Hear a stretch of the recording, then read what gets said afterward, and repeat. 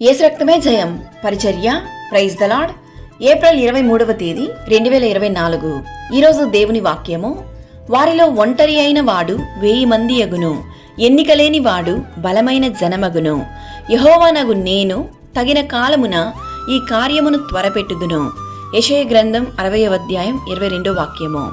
క్రీస్తునందు ప్రియులారా, కష్టకాలమందు వారు యెహోవాకు మొరపెట్టిరి, ఆయన వారి ఆపదలలో నుండి వారిని విడిపించెను.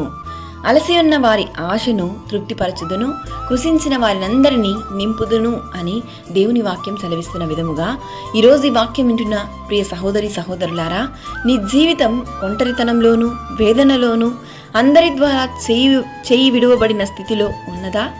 దిగులు చెందకు, యెహోవా సన్నిధిలో మొరపెట్టుము.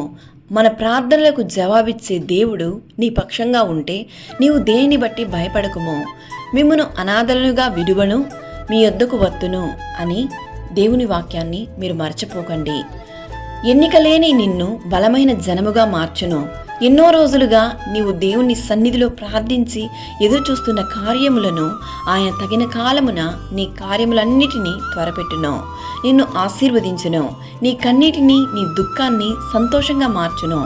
నిన్ను బలపరిచి నిన్ను దీవించే దేవుడు నీకు తోడుగా ఉన్నాడు. సకల ఘనత మహిమ ప్రభావములు యేసయ్యకు మాత్రమే కలుగునుగాక. ఆమేన్. God bless you.